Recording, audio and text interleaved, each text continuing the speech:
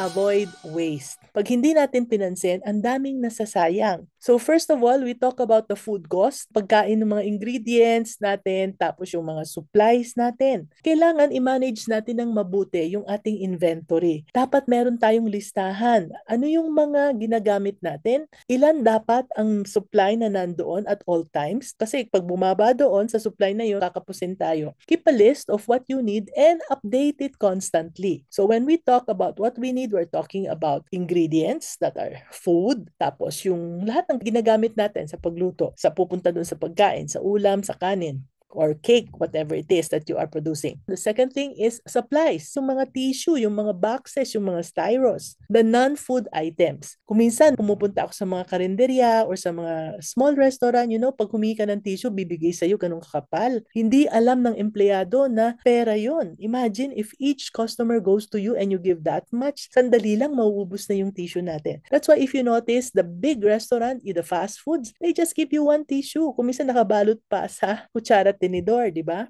Those are costs. And if you can lower your cost by spending things that are not important, then that will really help you increase your profit. So next is, sabi ko nga, control your inventory, no? Baka naman bili tayo ng mga hindi natin masyadong kailangan tapos nakatambak doon. Ang problema is, if we buy excessively, tulog yung pera natin doon sa mga supplies. Let's say, ang dami-dami yung styro, ang dami-dami ninyong chicken, or ang dami-daming mga kung ano-ano pa. Ang importante, kung hindi natin na-monitor, especially when it comes to food, if you do not monitor the expiry dates, patay. Ang dami nating waste, ang dami nating matatapon. Siyempre, alam natin na FIFO, no? First in, first out. Kung ano yung una natin binili, yun dapat ang una natin gamitin. Kaso, when it comes to our employees, we cannot trust them to do FIFO unless they are really, really well trained and they are really, really committed to our company. Kumbaga, kung may malasakit sila, okay. Kaso, hindi pwedeng asahan yung malasakit lang. People have to really love us as a company. People really have to be totally engaged.